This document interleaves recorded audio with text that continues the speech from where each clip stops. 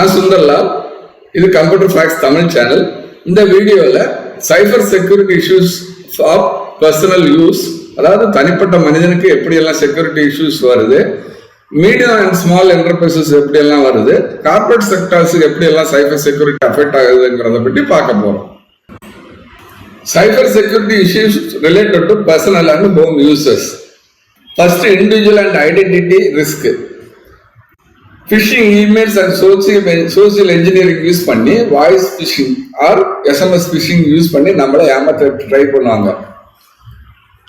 Attackers to use AI to create deep fakes. Deep fakes என்னன்னா, இப்போ ஒரு வீடியோவோ ஒரு ஆடியோவோ நமக்கு தெரிஞ்ச ஆட்கள் வழியா அவங்களுடைய வாய்ஸ்லயோ அவங்களுடைய ஃபேஸை வச்சு கிரியேட் பண்ணி நமக்கு ஃபிஷிங் அனுப்பி நம்மளா பிலீவ் பண்ண வைப்பாங்க.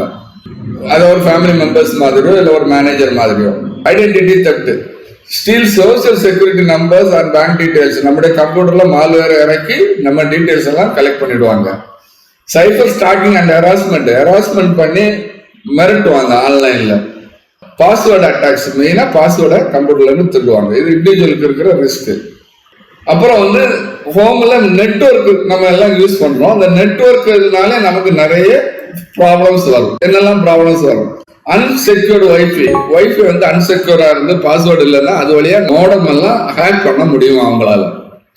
அப்புறம் IoT and smart home vulnerability. Smart ஹோம்னா TV, smart TV, smart camera, smart CCTV, இது வழியா அவங்க ஹேக் பண்ணி நம்முடைய டீட்டெயில்ஸ் எல்லாம் அவங்க அதுல இருந்து கலெக்ட் பண்ண முடியும். Malware and ransomware. இது என்ன பண்ணணும்னா, இந்த மால்வேர் ரான்சம்வேரை நம்முடைய கம்ப்யூட்டர்ல இறக்கி நம்ம டேட்டாவை என்கிரிப்ட் பண்ணிடுவாங்க. என்கிரிப்ட் பண்ணி அவங்க இதை வச்சு மிரட்டுவாங்க. உன்னோட டேட்டா ஒழுங்கா வேணும், டீக்ரிப்ட் பண்ணணும், இவ்வளவு அமௌண்ட் கொடுன்னு சொல்லி நம்மகிட்ட மிரட்டுவாங்க. அதே மாதிரி வைரஸஸ், ட்ராஜன், ஸ்பைவேர் நம்ம கம்ப்யூட்டர்ல டவுன்லோட் பண்ணி நம்ம டேட்டாவை ஸ்டீல் பண்ணுவாங்க. Personal devices, unmanaged personal smart phone, laptop for work எல்லாத்தையும் யூஸ் பண்ணி அவங்க டேட்டா பிரீச் பண்ணுவாங்க. Physical and environmental risk. ஹோம்ல எல்லாம் என்னெல்லாம் இருக்கும்? Physical and theft loss. Devices containing sensitive info can be stolen. அதாவது ஒரு பென் டிரைவோ இல்லை வேற டேட்டாவோ யாராவது மிஸ்பிளேஸ் வச்சு பண்ணியிருந்தாங்கன்னா அதை யாராவது திருடிட்டு போயிடுவாங்க. Maintenance and human error. Accident like spilling of liquid, லேப்டாப்ல லிக்விட் ஸ்பில் பண்றதுன்னா நம்ம உடனே வேற யார்ட்டே கொண்டு கரெக்ட் பண்ண கொடுப்போம். அவங்க அந்த டேட்டா அதுல இருந்து தெஃப்ட் பண்ணிடுவாங்க. Drone based attack. இது லேட்டஸ்ட். இது என்ன பண்ணுவாங்கன்னா, ஒரு ட்ரோன் சின்ன ட்ரோன் அடுத்த வீட்டுல இருந்தோ வேற எங்க இருந்தோ நம்ம வீட்டுக்கு அனுப்பி அதுல இருந்து வைஃபை விட நம்ம இதை சர்வலைஸ் பண்ணிக்குவாங்க. முடிஞ்சா ஹேக் பண்ண முடிஞ்சதுன்னா ஹேக் பண்ணிடுவாங்க. இந்த செக்ஷன்ல cyber security issues related to small and medium enterprises என்னெல்லாம்ங்கிறத பற்றி பார்க்க போறோம். Cyber security issues related to SMEs. SMEs மெயினா அவங்களுடைய சிஸ்டத்தை டார்கெட் பண்றதோட அவங்க வேலை பார்க்குற பர்சன்ஸ் டார்கெட் பண்ணி அவங்க வழியாக ஏதாவது டேட்டா எல்லாம் மெயினா செக் பண்ண முடியுமான்னு பார்ப்பாங்க. இன்னொரு இம்பார்ட்டன்ட் ப்ராப்ளம் என்னன்னா, சப்ளை செயின் பார்ட்னர்ஸ், அதாவது டீலர்ஸோ இல்லைன்னா சப்வெண்டாஸோ அவங்க வழியாகவும் ஃபிஷிங் இமெயில்ஸோ வேற ஏதாவது அனுப்பி டேட்டாவோ இல்லைன்னா வேற ஏதாவது செக் பண்ண பார்ப்பாங்க.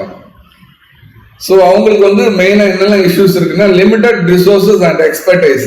அவங்களுக்கு ரிசோர்சஸ் கம்மியா இருக்கும். நார்மலா தனியாக ஐடி டிபார்ட்மெண்ட்டே வச்சுக்க மாட்டாங்க. அதனாலே அவங்களுக்கு ப்ராப்ளம்ஸ் வரும். Misconception of risk. இன்னொரு ரிஸ்க் என்னன்னா, யார் என்ன பண்ண முடியும் அந்த மாதிரி ஒரு மைண்ட் செட். நம்ம கம்ப்யூட்டர்ல என்ன இருக்கு, யாரை ஹேக் பண்ண முடியுங்கிற மாதிரி ஒரு மிஸ்கான்செப்ஷன் ரிஸ்க்கும் இருக்கு.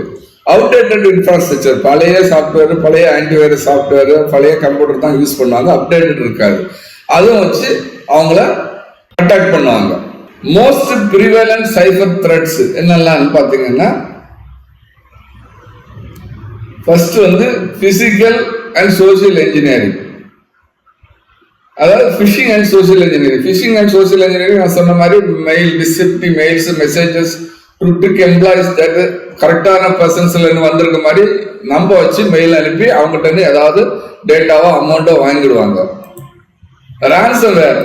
நம்ம ரான்சம்வேர்ங்கிறது நம்ம கம்ப்யூட்டர்ல அவங்களே ஒரு சாஃப்ட்வேர் டவுன்லோட் பண்ணி நம்ம டேட்டா என்கிரிப்ட் பண்ணிடுவாங்க. அதுக்கப்புறம் அவர் அமௌண்ட் கொடுத்தாதான் நம்ம அதை திருப்பி டீக்ரிப்ட் பண்ணுங்கிற மாதிரி ஏமாத்துவாங்க. அமௌண்ட் கொடுத்தாலும் சில சமயம் டீக்ரிப்ட் பண்ண மாட்டாங்க, ஏமாத்திடுவாங்க. மால்வேர், வைரஸஸ், ட்ராஜன் வைரஸஸ் எல்லாம் நம்ம கம்ப்யூட்டர்ல டவுன்லோட் ஆகும். அதுவும் நம்மள அட்டாக் ஆகும். DDoS அட்டாக்ஸ் இது ரொம்ப இம்பார்ட்டன்ட். இது என்னன்னா distributed denial of service attacks பேர். நம்ம ஒரு மீடியம் ஸ்மால் SME கம்பெனிஸ் வந்து ஒரு வெப்சைட் ஆன்லைன்லாம் வச்சிருக்காங்கன்னா அதுல அந்த சர்வீசஸை நிறைய ரிக்வஸ்ட் அனுப்பி அதை செயலிழக்க வச்சிருவாங்க. அதாவது அது இன்ஆபரேட்டிவ் ஆகிடும், டவுன் டைம் ஆகிடும். அதனால நிறைய லாஸ் ஆகும். இன்சைடர் த்ரெட்ஸ் நான் சொன்ன மாதிரி கொஞ்சம் ஒபீடியன்ட் இல்லாத லாயல் இல்லாத எம்ப்ளாயிஸ் இருந்தாங்கன்னா அவங்க வழியாகவும் அட்டாக் பண்ணுவாங்க. இந்த செக்ஷன்ல cyber security issues related to corporate sectors என்னெல்லாம்ங்கிறத பற்றி பார்க்க போறோம். Corporate enterprises, corporate dedicated IT staff இருப்பாங்க. அவங்க முடிஞ்ச வரைக்கும் அவங்கள்ட்ட சாஃப்ட்வேர், ஆன்டிவைரஸ் சாஃப்ட்வேர் எல்லாமே அப்டேட்டடா இருக்கும். ஆனாலும் அவங்களுக்கும் வந்து செக்யூரிட்டி த்ரெட்ஸ் இருக்கு. என்னெல்லாம் security threats? AI enhanced attacks. அதாவது அவங்களுக்கு AI டூல்ஸ் யூஸ் பண்ணி ஏகப்பட்ட ஃபேக் வீடியோ, ஆடியோ கிரியேட் பண்ணி அனுப்பி இவங்களை நம்ப வைப்பாங்க. ஜஸ்ட் லைக் ஒரு மேனேஜர் மாதிரியோ ஒரு CEO மாதிரியோ ஆடியோவோ இல்லை வீடியோ கிரியேட் பண்ணி சப் எம்ப்ளாயிஸ் அனுப்பி அவங்கள பிலீவ் பண்ண வச்சு டேட்டாவோ இல்லைன்னா அமௌண்ட்டோ ஏதாவது ஒன்று டிரான்ஸ்ஃபர் பண்ணிடுவாங்க. Ransomware and extraction. ரான்சம்வேர் தான் மெயினான அட்டாக்கு. அது என்ன பண்ணணும்னா அவங்களோட கார்பரேட் டேட்டா, கஸ்டமர் டேட்டா, மற்ற டேட்டா எல்லாம் வச்சிருப்பாங்க, இம்பார்ட்டன்ட் டேட்டாஸ் எல்லாம். அது அவ்வளோத்தையும் அவங்க என்கிரிப்ட் பண்ணிட்டேன்னு சொல்லி அமௌண்ட்டுக்காக அவங்கள மிரட்டுவாங்க. அவங்க அமௌண்ட்டை கொடுத்தாலும் சில சமயம் டீக்ரிப்ட் பண்ணுவாங்க, இல்லைன்னாலும் சில சமயம் த்ரெட்டாக போயிடுவாங்க. இதனால நிறைய லாஸ் அவங்களுக்கு. சப்ளை செயின் வல்னரபிலிட்டி, அதாவது அவங்களுடைய வெண்டர்ஸோ இல்லைன்னா சப் டீலர்ஸோ அவங்க வழியாகவும் அட்டாக் பண்ணுவாங்க. கிளவுட் மிஸ்கான்ஃபிகரேஷன். நிறைய பேர் என்ன பண்ணுவாங்கன்னா கிளவுட் சர்வீஸ் யூஸ் பண்ணுவாங்க டேட்டா ஸ்டோர் பண்றதுக்கோ இல்லை வேற அப்ளிகேஷன் ரன் பண்றதுக்கோ. அதை கரெக்டாக கான்ஃபிகர் பண்ணலன்னா ஆன் த வேலே உங்களுடைய இம்பார்ட்டன்ட் டேட்டாவை கரெக்ட் பண்ணிடுவாங்க, இல்லைன்னா ஸ்டீல் பண்ணிடுவாங்க.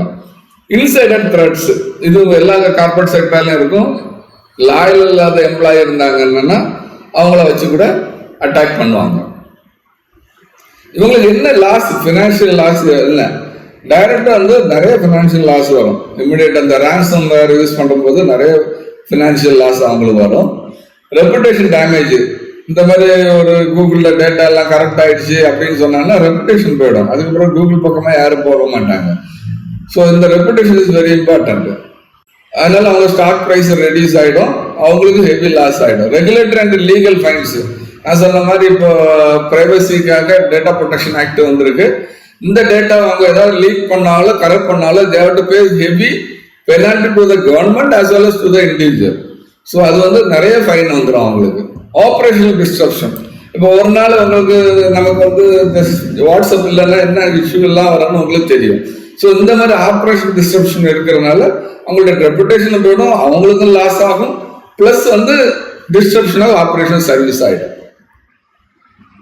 Thank you for watching. Please subscribe to receive more videos.